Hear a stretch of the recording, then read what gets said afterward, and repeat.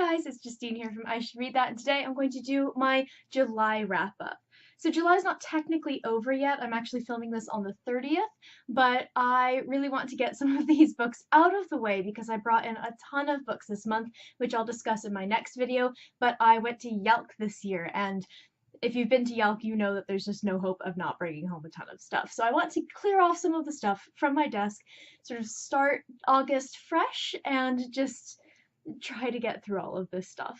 So I am looking right now at this pile of books that I read this month, and it was a very interesting month for me because I read some amazing stuff that I really liked, and I read some quite disappointing stuff. In fact, my sort of most disappointing book of the past several years I read this month, which is interesting to say the least. And it's funny because I am usually quite good at being able to pick up what books I'm going to like and what books I'm not going to like, and I really thought this was going to be a winner, and it wasn't. I'll get into this later.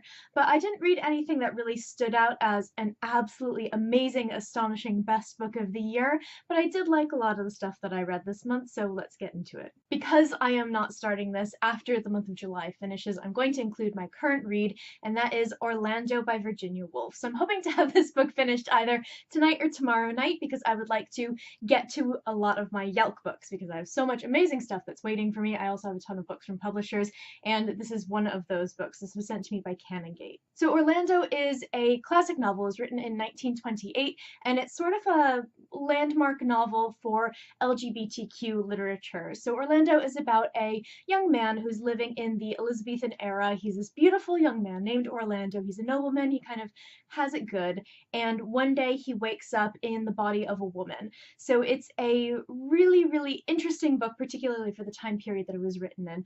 And what I'm finding very interesting about this, I'm less than 100 pages from the end? Yeah, just under 100 pages from the end. And what I'm finding really interesting is that the plot's not really the main point of this book.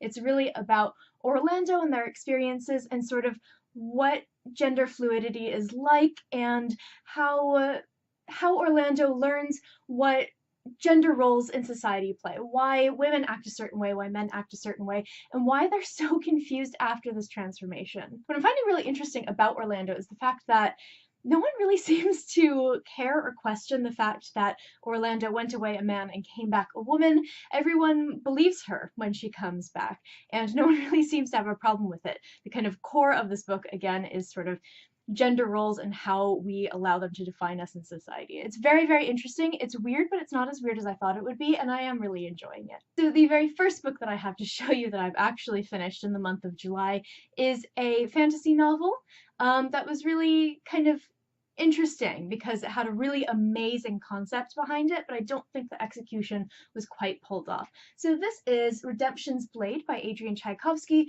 This is from the series After the War. It's the first book in this series, and it's going to continue on with different authors. So I believe it's Justina Robinson who's writing the second book. So I love the concept of this book. I think it's really interesting because for me, one of the things that I love to see in fantasy is the consequences of the war, of the siege. What happens after the big baddie is defeated, and that's exactly what this book is about. I can't really pin down when this book takes place, but it's at least less than 6 months after the Kinslayer, who is the big Sauron type character, is killed by our main character. I got kind of different vibes of when this book took place, but I think it's less than 6 months again, and I think that it is sort of probably around a month or two after this has happened. So essentially, the whole country has PTSD. There's tons and tons of fantasy races, and everyone has been affected by this war, including the minions that the Kinslayer sort of either bred or brought about for whatever reason. So this book follows Celestane, who again is one of these slayers. She's the one who cut the hand from the Kinslayer and killed him. So she's sort of trying to figure out what she, a warrior and a hero, can do in this post-war landscape, a world that doesn't really need her anymore, but still needs to heal. So she decides she's going to go on a quest to sort of retrieve a magical item that will be able to help a certain race of people. They had wings, their wings were cut off, they were tortured, and it was completely horrible treatment at the hands of the Kinslayer. She just decided she's going to help them, and this is kind of the quest narrative to go and find that item to restore them to their former glory. The plot was really thin in this book, I have to say. It was very, very thin, because it is that concept of what happens after the war is over, what happens to these heroes, what happens to these races of people who are enslaved or tortured or wiped out from the face of the earth. So it's a really, really interesting look at that, but because that's the focus of the book, the plot, super thin. I also thought the characters were a little bit thin. I liked Celestine well enough. I think that she's a really she could have been a really interesting character. She's a really strong female character in terms of sort of what she does, but not her personality. I feel like even though she's the point of view character, we don't get to know her very well. I did, however, like a lot of the side characters of this book. She does have two sort of traveling companions who were the former minions of the Kinslayer, like the really, really bad ones. So think she's traveling with like Uruk-hai or something like that. And they're Henno and Nedlim, and I really liked them. I feel like because they have this turmoil of being the bad guys and being shunned, but kind of wanting to do something right, or at least just wanting to live their lives, made them very, very interesting characters to me, and I felt like they had a lot more going for them for the reader than Celestine did herself. I ended up giving Redemption's Blade 3 out of 5 stars because I really like that concept. However, I just felt like the plot really thin, the main character a bit thin as well. Next up, I have a sci-fi book, and I spotted this one and requested it because I initially really liked the cover, and I actually went and bothered to read the synopsis of the book and really enjoyed that as well. So this is Adrift by Rob Bauford. This book is set in the future, and there has been a huge war between essentially Earth and the people who have gone out to colonize the stars. So that's happened well before the events of this book.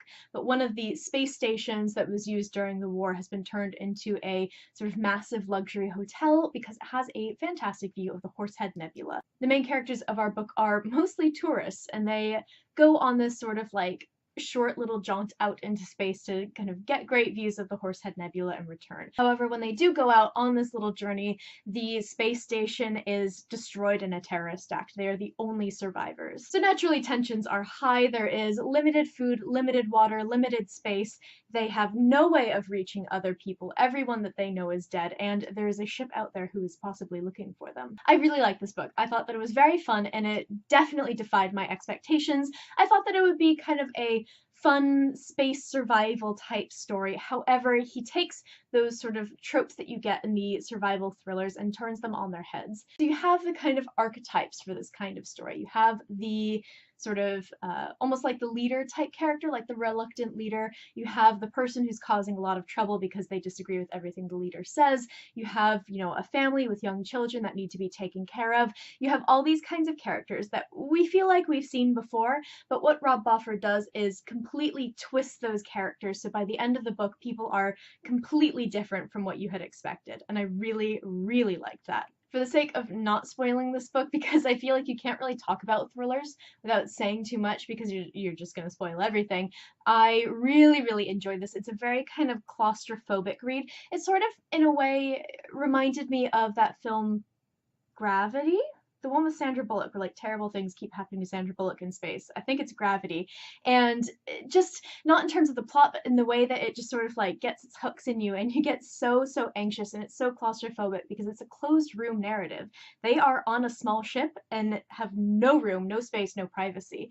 And I really liked that, although it made me very, very nervous. And I won't tell you who my favorite characters were because, again, that might end up spoiling, but I really was taken by surprise with this book. I ended up giving it 4 out of 5 stars. This month I read 2 books in a series, which is a minor miracle because I never, ever managed to read books in a series that close together. So I ended up finishing the 2 books that are remaining in this particular series, and it was very, very interesting. So I have Down Among the Sticks and Bones, and I have Beneath the Sugar Sky by Seanan McGuire. So, if you recall, Every Heart a Doorway, which I read in the month of June, was one of my favorite books of the year. I loved that book so much. I thought it was just incredible. I thought it was wonderful, and it was so perfect for me as a reader. So I was very excited to read the next 2 books in this series. And what a ride this was, because Down Among the Sticks and Bones, which is the second book, is possibly the most disappointing book that I have read in years. I don't know where this came from, and it's just shocking to me. And I think that the series was redeemed with Beneath the Sugar Sky because I did end up enjoying this as well, but not as much as I enjoyed the first one. So the series is interesting because it starts with the first book, obviously, and it's not like sequential. It's sort of like companion novels that just branch out from that first book. So in Down Among the Sticks and Bones, we get the sort of backstory, everything that happened before the events of the first book for Jack and Jill, who are two of my favorite characters from the first one. I can't really tell you about Beneath the Sugar Sky because that's going to be major spoilers for the first book. However, it branches off with another character who we see in that first book, but also introduces some new people as well. Down Among the Sticks and Bones was really disappointing for me because, as I was discussing with my friend Emma, she's the one who kind of like put this into words, so I feel like I need to credit her always with this because it's just so dead on. Down Among the Sticks and Bones feels like poorly written fan fiction of the first book. It's a story we did not need. It's a story that I don't think any of us really wanted. We know what happens to these characters because we see them later, and it kind of explains their behavior and explains what they do in the first book because they're very interesting people. I loved them. They were some of my favorite characters. But all of that was already explained in the first book. There's nothing that we get in this book that we didn't already know, and it felt kind of like a huge waste of time. She also took two of the best characters from the first book, who I loved so much, and just made them completely dull and completely boring, and it just made me very upset. Again, I'm not going to really talk about Beneath the Sugar Sky because I think it will massively spoil the first book. Massively spoil the first book. It does take place after the events of the first book rather than Down Among the Sticks and Bones, which takes place before the first book. What I really liked about this is I feel like it felt like her writing again. It wasn't this sort of dull, boring, sort of almost fan fiction-esque book, which, by the way, I'm not trashing fan fiction in any way whatsoever. It's just it didn't feel like the author was writing her own book. It felt like someone else was writing her own book and wanted kind of a continuation of what happened in that first book, so they wrote their own thing. That's what it felt like. I'm not saying anything bad about fan fiction, but I feel like this was Seanan McGuire again. This was Seanan McGuire writing again. This brought back the really interesting worlds. It brought back really interesting characters, and this was a book that we needed and that we wanted. Unlike this one. I ended up giving Down Among the Sticks and Bones 1.5 stars, which is sad, and I ended up giving Beneath the Sugar Sky 4 stars. I have a review for this one here on my blog, which I'll leave a link to below. There's a lot of ranting, beware. And I will be doing a review of the full series so far soon, so go ahead and look out for that on my channel here. The next book that I read this month is by an author who was new to me last year, and I loved her book that I read last year. I really, really enjoyed it, so I was very excited to hear that she was doing another in sort of the same vein, another retelling. So this is The Mermaid by Christina Henry. So last year I read Lost Boy, which is sort of a retelling of Peter Pan from the perspective of another character. And I thought that it was fantastic. I really, really enjoyed it. It's kind of, I've always had this sort of shady feeling about Peter Pan, and I feel like this book, like, verified all of my feelings for me. I really enjoyed that, so I was very excited about this. And I really, really enjoyed this book. So do not be misled. This is not a retelling of The Little Mermaid, which I have seen some reviewers thinking that it was. It's not at all. And if you think that, you're probably going to go in and be really disappointed.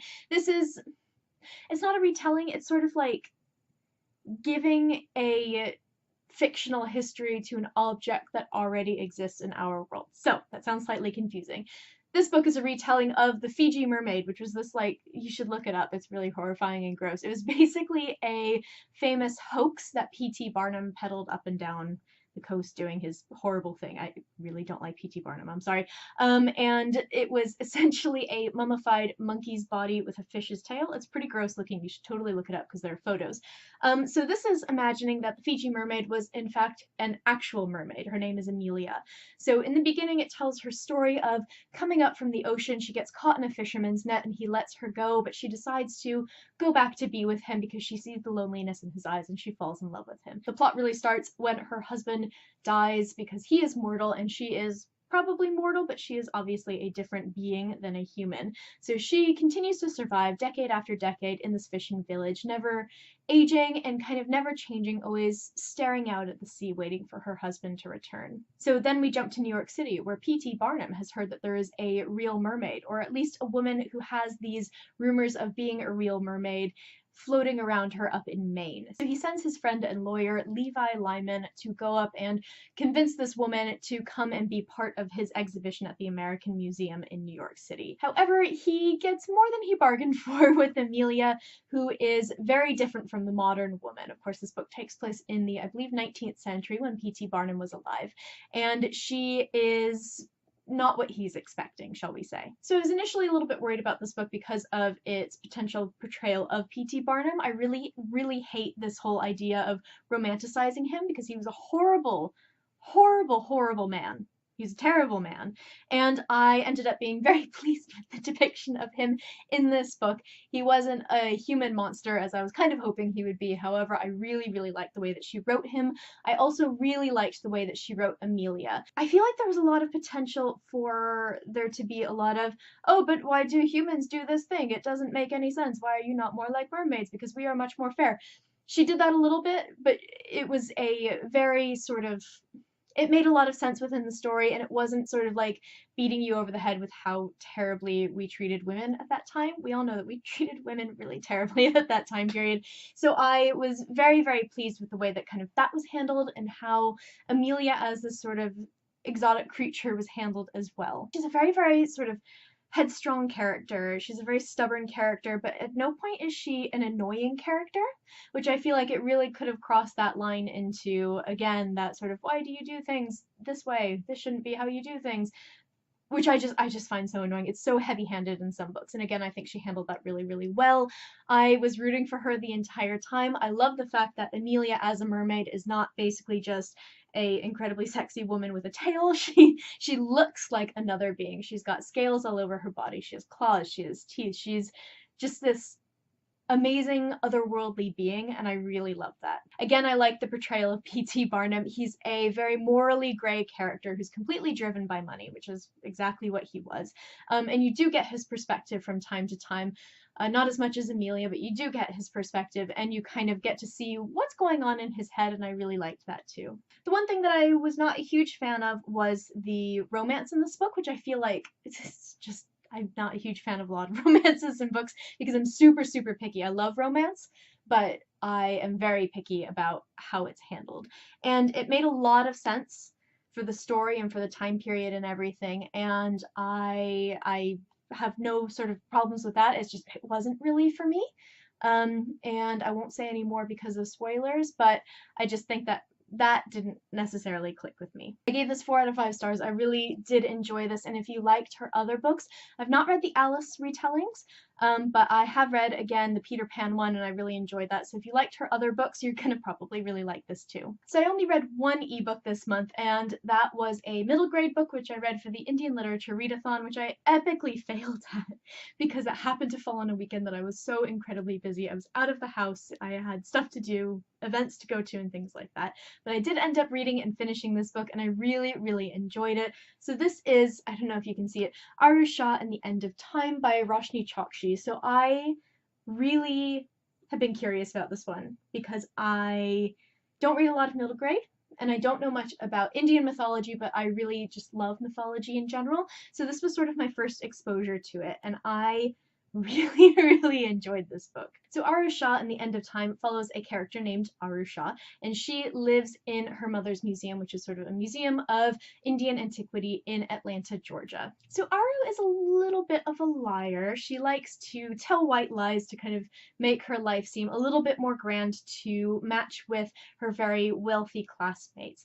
So she is caught in a lie when some of her classmates come to the museum and demand that they see these things that she has been talking about, and of course she's made them up. In the course of that, she ends up accidentally awakening a great evil that is going to destroy everyone and everything on the planet. Aru has to team up with another girl of her age and a divine guardian, shall we say, in the form of a pigeon, which is wonderful, to try to save the world. There's a lot to love about Aru Shah and the End of Time. It's a very, very clever book in that it deals with some very serious issues that would be important to its younger readers, and it also is incredibly funny and very, very clever in such a way that I think adults will love it just as much as children will. Aru is a character who I really enjoyed reading. She is very kind of clever and funny and very capable, but she's someone who's very confident in who she is not going to compromise that. And I really, really like to see that. As much as I loved Aru, Minnie, who is her sort of companion who she ends up meeting up with, teaming up with to try to stop the end of the world, is like one of my favorite characters. She's amazing. She's another girl who is very young, same age as Aru, but she is a hypochondriac. She is scared of everything. She's so anxious and so nervous, but she finds this kind of inner bravery at times, and she's so, so funny. And I felt such a great connection to Minnie, and she's just so fun to read about. I thought she was fantastic. The other characters in this book, whether they be deities or just everyday parents or friends, all of these characters were wonderful, and I really, really enjoyed reading about them. I love the way that the narrative was very much sort of tied up neatly with a little bow. However, it's very much open to a series, which I believe she's writing the second one right now. I gave this 4.5 out of 5 stars. I really, really enjoyed reading this book. So the last book that I read this month is actually one of my most highly anticipated books of the year. I have been very excited about this because I really loved the author's other book. It wasn't her first book, it was her first book kind of like this. So I am so, so happy to have been able to read Spinning Silver by Naomi Novik.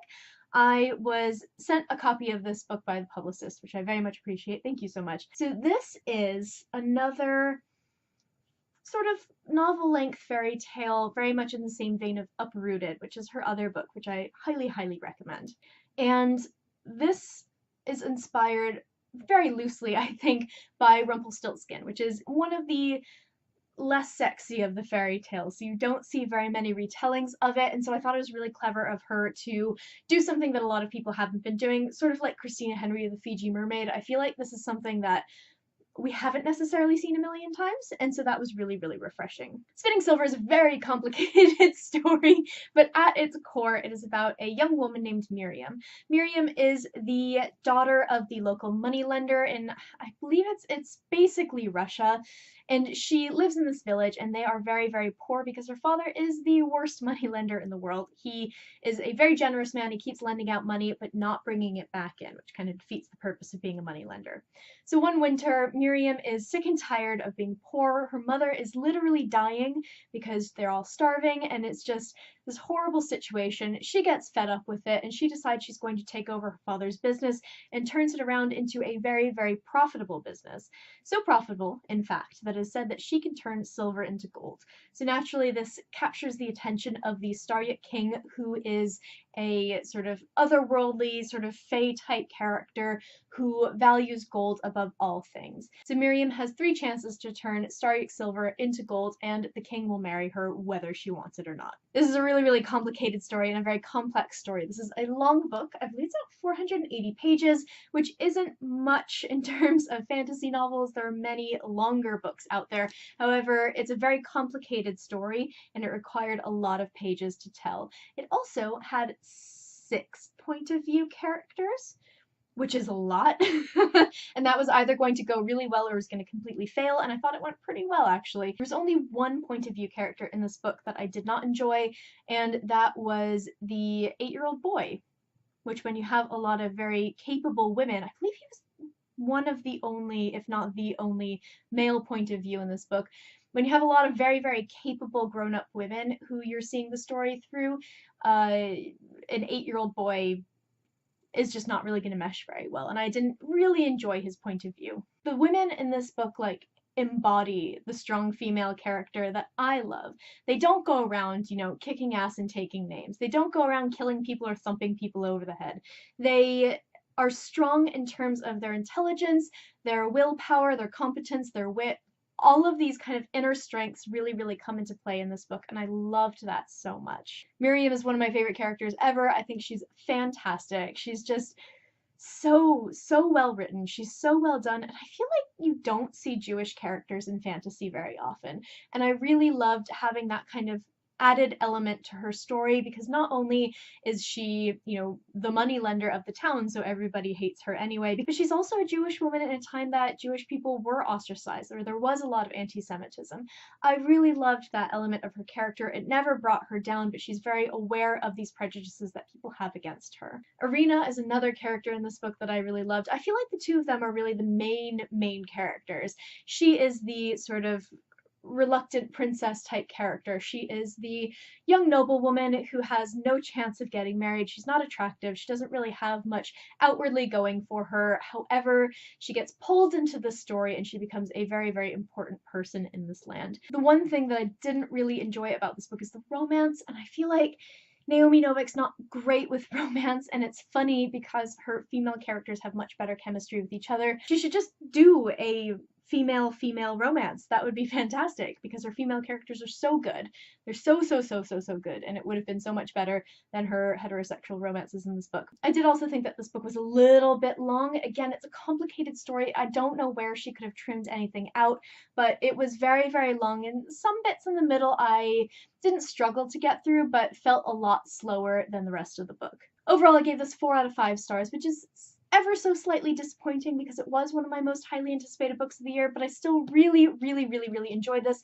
I love Uprooted. I think it's great, but I think that Spinning Silver is better. So if you liked Uprooted, absolutely pick this up. So that is it for this month. I only read 8 books, just say only, but I've been reading like 16 books or, 12 books or whatever over the past couple of months. July has been crazy. It's just been an absolutely insane time. However, the craziness is coming to an end because Yalk has just happened, and that was the last of my big events that I had to do. I'm just kind of like getting life back to normal for now. So hopefully you will see more videos from me coming up soon. Go ahead and comment below and let me know if you have read any of these books, or if you read any really great books in the month of July, or even if you read some books that you were a little bit disappointed by. I post bookish content to this channel fairly frequently, so definitely hit subscribe, and I will see you next time.